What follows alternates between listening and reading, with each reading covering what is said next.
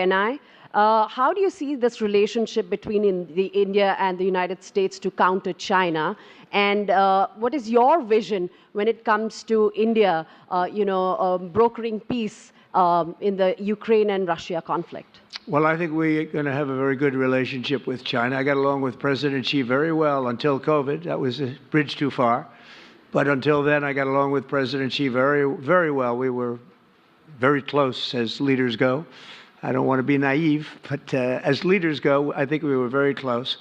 And I think that China is a very important player in the world. I think they can help us get this war over with Ukraine and Russia. And I look at India, I do see the skirmishes on the border, which are quite vicious, and I guess they continue to go on.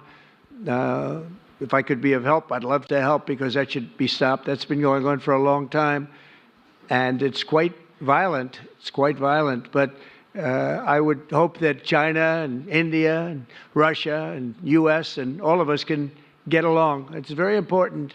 The power of weaponry today is, and not only nuclear, but nuclear in particular, the power of weaponry is very important. I said before that I had very constructive talks in my first term with President Putin about the denuclearization of the two countries, and then we were going to go to China after we worked some kind of a deal. And we, at the confines of a deal, he really wanted to do it, so did I, denuclearize. And it's such a beautiful term when you think about it. In other words, to bring it down, because the power of those weapons is too great. And I did speak to President Xi about that, and I was getting also a very good response. He's building a very strong nuclear power. He's not very close to Russia or the United States right now, but he will be soon. I mean, he'll catch up over the period of 4 or 5 years, they say. But it would be a great thing if we could, on a military basis. We're going to spend this year $915 billion on military. Russia, without the war, was spending close to 100, but with the war, I can't tell you what they're spending, but they're spending a lot. And China is spending $400 and $450 billion.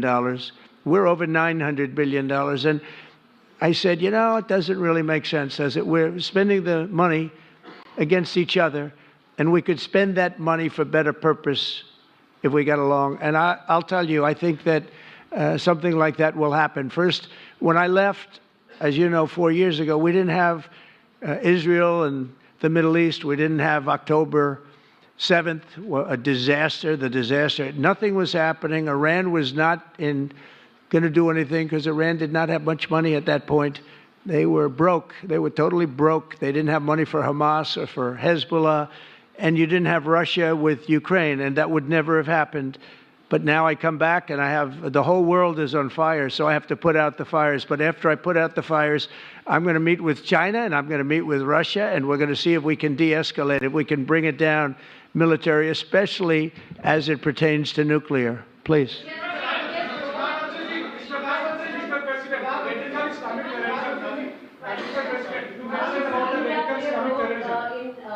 Mike, please.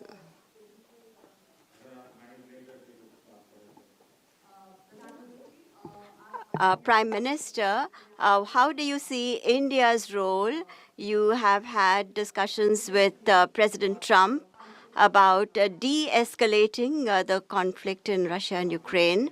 As you know, I have been in constant contact with both Russia and Ukraine.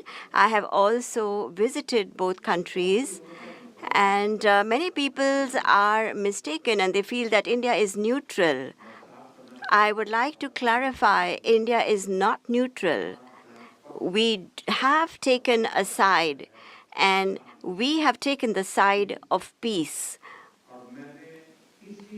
And it is based on this principle of ours that in the presence of President Putin, I clearly said in front of the media that this is not the era of war. And even today, it is my conviction that solutions cannot be found on the battlefield.